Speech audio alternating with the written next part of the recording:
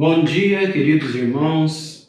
Bem-vindos à Sala dos Adultos para o estudo da Escola Bíblica Dominical do livro de Esdras, aqui na Segunda Igreja Presbiteriana de Uberlândia. Estamos adentrando a última lição referente a Esdras na revista. Após a próxima domingo, nós estaremos estudando o livro de Neemias.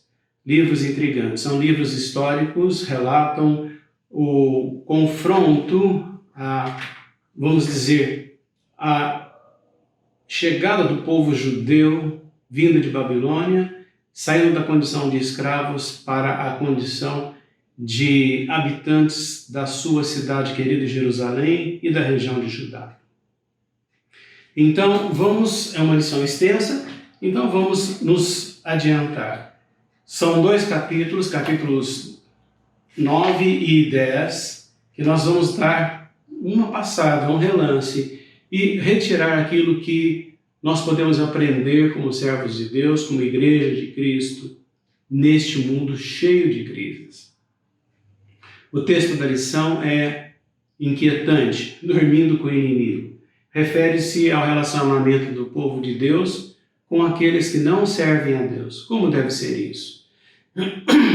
Como já disse, está baseado no capítulo 9, até o versículo 10 e depois capítulo 10 até o 44. Nós temos um versículo-chave que está citado em Amós, vou introduzir com ele. Andarão dois juntos se não houver entre eles acordo? E então é isso que nós temos que analisar.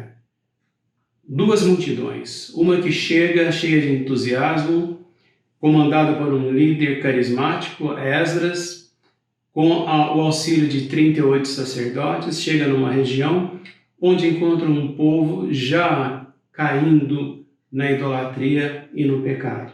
Vamos ver como isso se deu. Antes, vamos fazer uma pequena revisão da aula passada, pois eu não mencionei ou não descrevi o último parágrafo, a viagem do povo. Então, para que nós leiamos e entendamos, nós temos que saber qual é a vontade de Deus para o povo, dos seus líderes, porque a revista trata de perspectiva de liderança. Esdras tinha a responsabilidade de guiar uma multidão de 7.000 pessoas, 1.495 nomeados, mais os seus filhos, mais as suas esposas, talvez alguns servos, e então, no total, 7.000. Entendemos pela lição passada que os últimos a chegarem, o último a atender o apelo de Esdras, foram os sacerdotes e levitas, que vieram com 220 auxiliares do templo. A Bíblia chama essas pessoas, esses líderes, esses 19 líderes que se propuseram a guiar o povo de Deus pelo caminho até Jerusalém, de príncipes ou anciãos. É com muita frequência que nós nos deparamos com esses títulos na Bíblia, desde Gênesis até o Novo Testamento. E eram pessoas de destaque na sociedade, líderes de famílias e de grupos de pessoas que auxiliavam no controle social e também ajudavam no controle para seguir as leis de Deus no Antigo Testamento. Então, nós temos aí já uma lição para nós, porque estes títulos continuam no Novo Testamento, só que usando a palavra ancião.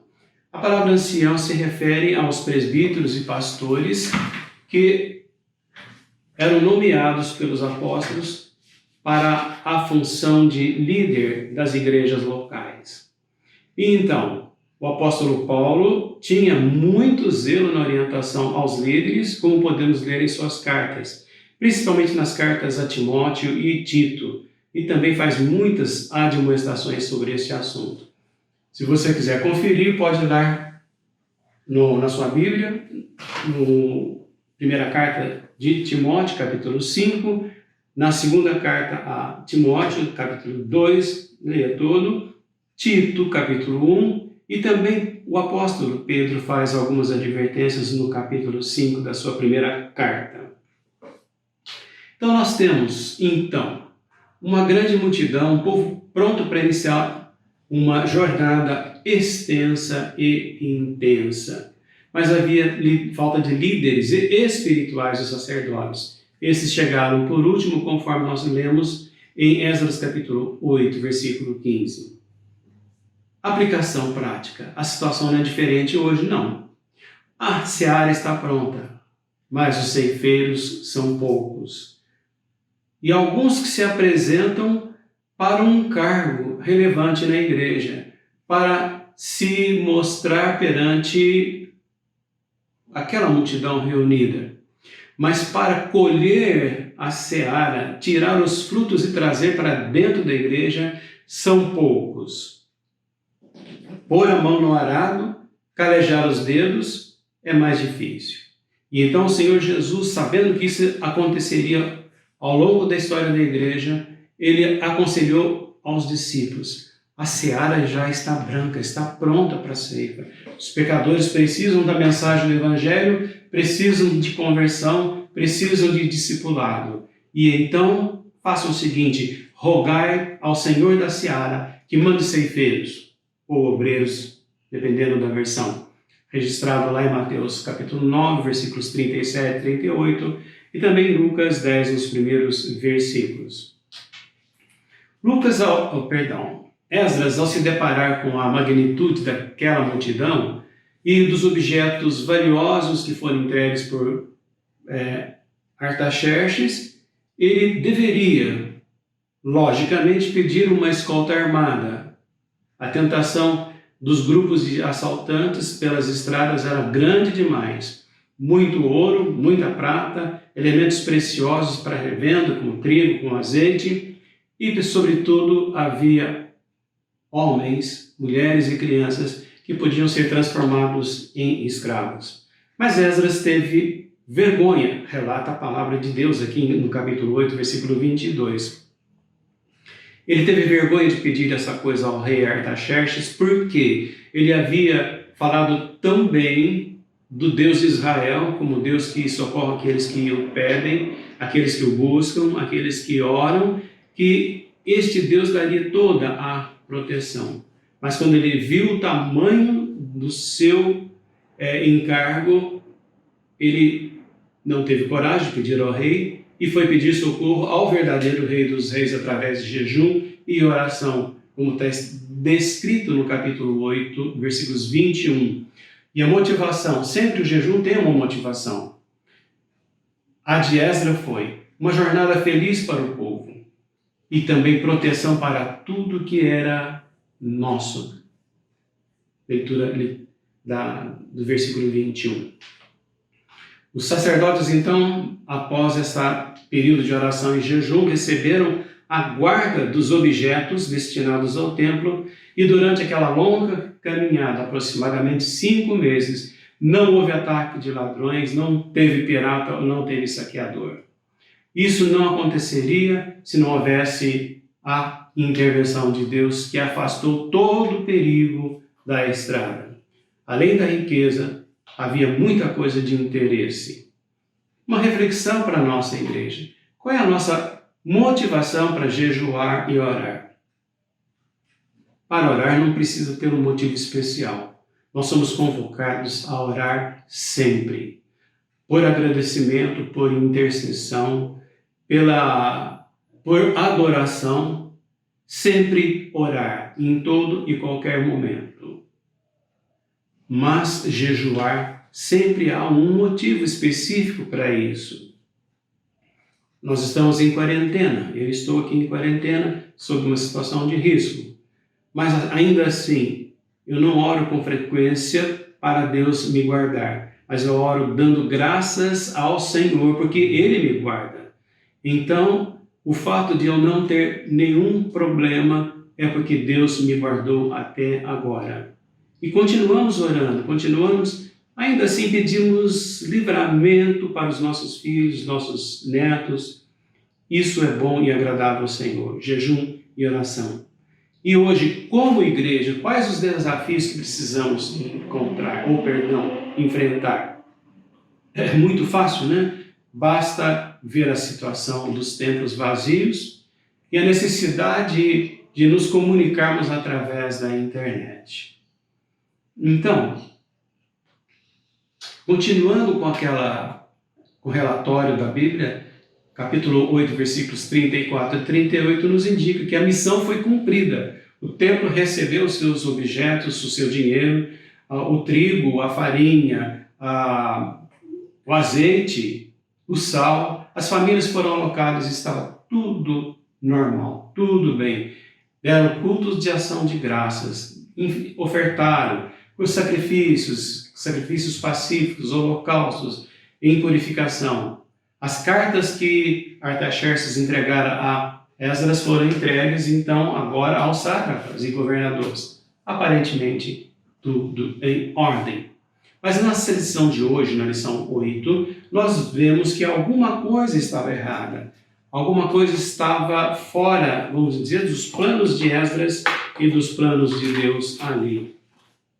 Em suma, vamos lembrar que Artaxerxes fizeram uma incumbência a Esdras, além dessa que nós já relatamos. Era fazer uma investigação em Judá e em Jerusalém, com respeito à lei do Senhor e nomear magistrados, juízes e impor a lei do Deus de Israel. Isso já estudamos em Esdras capítulo 7, versículo 14 a 25. Ou seja, organizar a sociedade judaica tendo por princípio básico a lei do Senhor, registrada lá no Antigo Testamento em Deuteronômio, Levítico e outras passagens, e recordada pelos profetas. A realidade dos fatos, porém, não era essa. Esdras capítulo 9, versículos 1 a 5, diz o seguinte: Acabadas, pois, estas coisas, vieram ter comigo os príncipes, dizendo: O povo de Israel e os sacerdotes, os levitas, não se separaram dos povos de outras terras com as suas abominações, isto é, dos cananeus, dos heteus, dos ferezeus, dos jebuseus, dos heteus, dos amonitas, dos moabitas, dos egípcios e dos amorreus. Pois tomaram das suas filhas para si e para seus filhos, e assim se misturou a linhagem santa com os povos desta terra. Até os príncipes e magistrados foram os primeiros nesta transgressão. Ouvindo eu tal coisa, rasguei as minhas vestes e o meu manto, e arranquei os cabelos da cabeça e da barba, e me assentei atônito. Então se juntaram a mim todos os que temiam e tremiam das palavras de Deus de Israel, por causa da transgressão dos do cativeiro. Porém, eu permanecia sentado atônito até o sacrifício da tarde. Na hora do sacrifício da tarde, levantei-me da minha humilhação, com as vestes e o manto já rasgado, e me pus de joelhos, e estendi as mãos para o Senhor meu Deus. E disse: Meu Deus, estou confuso e envergonhado para levantar a ti a minha face, porque as nossas iniquidades se multiplicaram sobre a nossa cabeça, e a nossa culpa se estendeu até os céus. Então, vamos ver o pecado do povo de Israel. Eles sabiam, ou pelo menos deveriam saber, tinham que ter sido instruídos que eles estavam ali em Judá e em Jerusalém para restabelecer o culto ao Senhor, restabelecer a prática evangélica, vamos dizer assim, evangélica naqueles tempos, anunciar a eles, em primeiro lugar, a boa nova do Deus que protege, o Deus que dá prosperidade, o Deus que dá bênção e que preparava naquele instante o caminho para o Messias. Eles tinham que, para isso, ter um nível de santidade prescrito pela lei de Moisés, mas não fizeram isso. As mulheres dos cananeus eram muito formosas para resistir a essa tentação. Então, começando dos líderes, começaram o rompimento da tradição judaica. A identidade do povo judeu estava em perigo, porque aquelas mulheres eram ensinadas e tinham costumes dos povos dos seus pais. dos deuses. Mas para os nossos dias de hoje, que mal haverá em casar com alguém que não seja do nosso contexto religioso, que não seja da nossa igreja, ou que pelo menos não professe a fé em Cristo? A Constituição brasileira dá esse direito. As leis do país, dos códigos civis, dão esse direito de escolher como e com quem quer casar. Você entende bem como e com quem? Muito bem. Normal para a sociedade, mas para a igreja há conselhos que, se ignorados, pode trazer problemas sérios. Israel representa a igreja no Antigo Testamento. E se assim pensamos, ou se assim pensarmos, os conselhos de Deus sobre casamento a seu povo no passado ainda são válidos para os nossos dias? Afinal, no contexto de Esdras, até os líderes, os sacerdotes, os magistrados tinham feito um casamento misto, um verdadeiro ecumenismo social. Então, nós temos algumas lições do passado. No relato registrado em Gênesis sobre o dilúvio, começa assim: os filhos de Deus viram que as filhas dos homens eram formosas e tomaram para si mulheres. É Gênesis capítulo 6, versículo 1. E no versículo 5 diz: a maldade do homem havia se multiplicado. Ou seja, o contato entre a família santa e a família profana provocou violência na terra. Quando Abraão, obedecendo a ordem de Deus, foi para Canaã, ele gerou a Isaque e recebeu uma incumbência: manter a mão de Deus sobre aquela região. E aconselhou Isaque: jura que não tomarás esposa para meu filho e das filhas dos cananeus. Aliás, corrigindo, Abraão chamou um servo que encarregou da missão de escolher uma esposa para Isaque, mas ela não poderia ser dos cananeus. Preconceito? Não, vamos ver. Mais tarde, Isaque, seguindo o modelo do pai, chama Jacó e também ordena: não tomarás esposa dentre as filhas de Canaã, descrito em Gênesis 28:1. Um detalhe que fugiu da rota: Judá, filho de Jacó, se apaixonou por uma cananeia, registrado no capítulo 38. E seus filhos a Bíblia descreve como perversos, ou seja, o contato de quem teme a Deus vivo com o contato de uma pessoa não crente, descrente e comprometida com deuses daquele mundo gerou violência.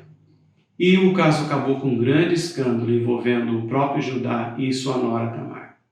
Há outros exemplos, mas vamos continuar com a nossa simbologia. Qual o preconceito contra os cananeus ou cananéias? Se eram bonitas, que mal há. Já habitavam a região antes daqueles escravos chegarem.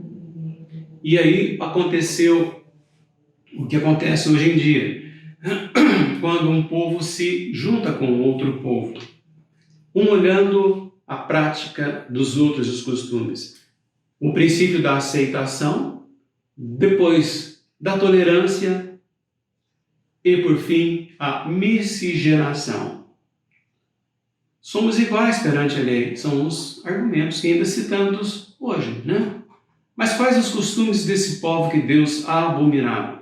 Se você tiver um pouco de paciência e ir lá em Levítico, capítulos 18 até o 21, no livro de Deuteronômio, capítulo 12, e ler um exemplozinho de um rei lá em 2 Reis, capítulo 21, você vai ver que havia relações sexuais ilícitas, havia promiscuidade de sexo, entre do mesmo sexo, adoração a ídolos, e até o oferecimento dos seus próprios filhos para serem queimados em sacrifícios aos seus deuses. Talvez os costumes atuais não incluam esta atrocidade, mas não sei não. Podemos ler o noticiário e vemos algumas coisas estranhas. Mas a prática da sociedade que tem o livre-arbítrio, que tem a liberdade de culto, de expressão e de opinião, leva a alguns atos de profanação ao nome de Jesus. Levam atos que humilham o cristianismo, nas paradas, nos desfiles carnavalescos e às vezes até mesmo pela imprensa. Mas se você criticar, se você denunciar tal comportamento, você será taxado de ignorante, de intolerante, de homofóbico, retrógrado, você pode ser até processado. Então, os costumes dos cananeus se parecem muito com a nossa sociedade alienada do Evangelho, e até quando eles perturbarão no passado a Israel e nos dias de hoje a Igreja de Cristo? Eu estou usando a palavra cananeu como símbolo, simbolismo, como comparação. Mas o profeta Zacarias nos dá uma indicação de até quando sofreremos este problema. Zacarias capítulo 14 nos informa que até que Cristo reine sobre toda a terra. Capítulo 14, versículo 9. Ele faz uma descrição do reinado de Cristo quando ele vier em glória e majestade. Mas no versículo 9 ele diz, no versículo 21 ele diz: o Senhor será rei sobre toda a terra, naquele dia um será o Senhor e um será seu nome. E versículo 21 na parte D: e naquele dia não haverá mais cananeu na casa do Senhor dos exércitos. Naquele dia haverá completa separação entre o joio e o trigo, entre o bode e o cabrito, e entre aquele que serve a Deus e aquele que não o serve. É uma advertência para nos esforçarmos, para ganharmos mais almas para o reino de Deus, para evitar que naquele dia sejam separados do convívio do Senhor. Esdras capítulo 9, versículos 3 a 15, relata a tristeza e a preocupação daquele líder. A reação de Esdras foi de desespero. Rasgou vestes, arrancou cabelos, barba, e alguns dos seus companheiros, vendo aquele desespero, se juntaram a ele e ficaram observando. Ao início do sacrifício da tarde, por volta entre as 3 e as 5 horas, Esdras levantou-se do seu lugar, levantou as mãos e começou a clamar a Deus por misericórdia. Confessou o pecado do povo, confessou os erros. Ele temia que os juízos de Deus recaíssem novamente sobre o povo. Pediu a Deus por misericórdia. Mas como aquele povo chegou a tal ponto, novamente recordando, a igreja não cai ou decai repentinamente. Satanás usa o processo de convencimento a longo prazo. Entre aquela primeira leva de exilados em 536 até Esdras se passaram de 80 a 90 anos. Os descendentes foram se amoldando ao ambiente profano daqueles povos, primeiramente toleravam, depois aceitavam e por fim se uniam no casamento. Isso acontece nos nossos dias, que somos conclamados a todo momento a um ecumenismo espiritual e religioso. Não era o preconceito, pois, que movia Esdras, mas o perigo realmente de Israel cair na idolatria, apostasia, materialismo e receber juízo de Deus. A igreja já viveu um período semelhante no decorrer dos séculos. Afinal, a palavra reforma indica alguma coisa importante. Protestante não era aquele que fazia passeatas para contrariar governos ou a religião, mas foram aqueles que se levantaram para se oporem às leis que visavam calar a proclamação das Escrituras e da fé, porque eram o único meio de restaurar a igreja daquela época. No item 3 de Esdras, nessa lição 8, é analisada a oração e a confissão do líder. Já entramos aqui no capítulo 10. Enquanto Esdras orava e fazia confissão, chorando e prostrado diante da casa de Deus, ajuntou-se a ele de Israel muito grande congregação de homens, de mulheres e de crianças, pois o povo chorava com grande choro.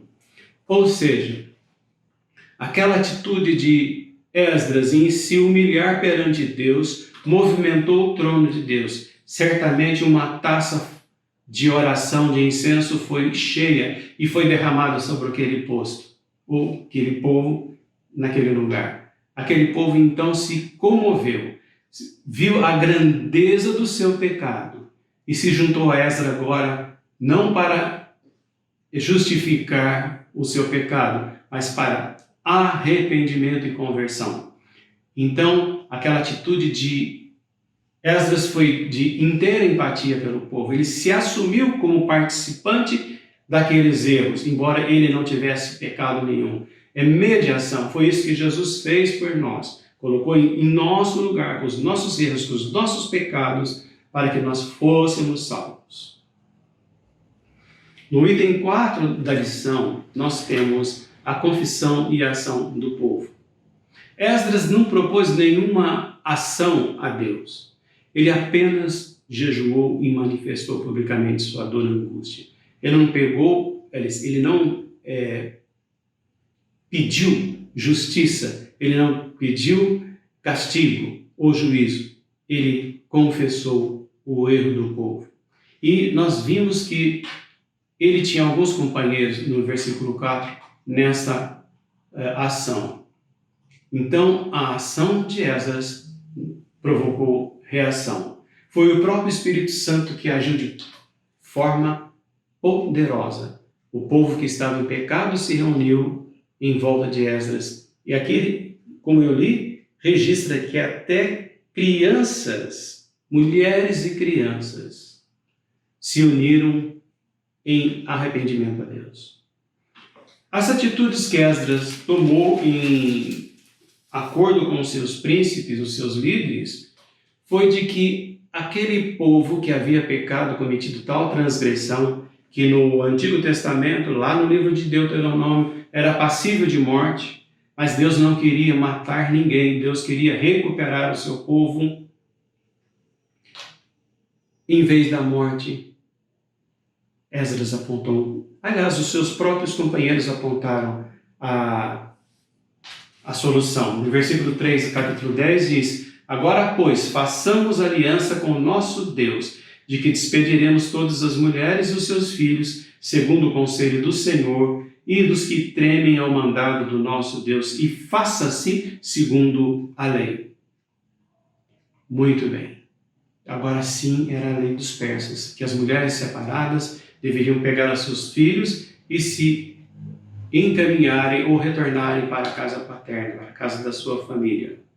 A nossa primeira vista parece cruel e hoje seria impraticável, mas Deus exigia santidade e obediência do seu povo para preparar o caminho do Messias. Se aquele povo que pecou, em vez de procurar as mulheres cananéias, procurasse mulheres do seu próprio povo, estava garantido uma orientação de fé aos seus filhos. Coisa que agora não poderia acontecer com seus filhos ficando em casa, longe do templo, longe dos escribas e sacerdotes. Mas atenção, esse divórcio não é estímulo para separar casais que não frequentam a mesma igreja ou de cristão com não cristão. Essa lição simplesmente nos avisa que deve haver conversão antes do casamento. O princípio doutrinário para o casamento está registrado na Bíblia. Não vos prendais a um jugo desigual com os infiéis. Outros princípios também podemos observar em Mateus capítulo 19, em 1 Coríntios capítulo 7, no capítulo todo, mas principalmente no versículo 11 e 15. Então, não temos tempo para abordar essas questões, mas principalmente alertar. Quando os fariseus questionaram Jesus sobre a lei de Moisés que permitiu o divórcio, Jesus foi claro. Não foi mandamento de Deus que o homem se separasse da sua mulher, mas foi uma exceção de Moisés devido à dureza do coração do homem. E foi Moisés que permitiu, não Deus. Você pode checar Mateus capítulo 19, versículos 8 e 9. Então, quando acontece um casamento misto, tudo pode ir bem no início até chegarem nos filhos. Mas aí temos que refletir. Será que o crente fiel que for enlaçado em uma reunião ou união mista, ele consegue pensar no destino eterno da sua esposa ou ela do seu esposo? Não teria sido melhor evangelizar antes de casar? Não é mais fácil procurar um cônjuge entre aqueles ou aquelas que servem a Deus? Outra reflexão: seus filhos serão criados no temor de Deus ou desprezarão a sua fé? E o destino daqueles que não foram criados no caminho do Senhor? E o seu próprio destino? Há uma tendência muito grande em se apostatar da fé e perder a bênção do Senhor nosso Deus. No caso dos líderes, se caírem no laço do divórcio, como servirão de modelo para a igreja? Paulo tinha essa preocupação quando discipulava o jovem líder Timóteo. Está registrado lá em 1 Timóteo capítulo 4, versículo 12 e 2 Timóteo capítulo 1, versículo 13, quando ele aconselha que não somente Timóteo, mas aqueles que ele escolhe ou iria escolher para anciãos ou presbíteros ou pastores fossem modelos para a igreja. Por isso a advertência contida em 1 Coríntios capítulo 11, versículo 28. Examine-se a si mesmo. Tempos difíceis. Nem todos tiveram a oportunidade de se converterem a Cristo antes do casamento, ou mesmo da conversão simultânea de ambos. Mas continua o conselho da palavra de Deus através do exemplo. Examine-se o homem a si mesmo, e assim coma deste pão e deste cálice. Ou seja, naquela reunião que fazemos na igreja, que representa a nossa união como corpo de Cristo, participantes da igreja de Cristo, é preciso que a reflexão do exame não seja naquele momento, apenas. Naquele momento é importante, mas que seja uma reflexão, uma meditação contínua. O que eu estou fazendo agora é santidade aos olhos do Senhor? É desejo que o Senhor faça isso?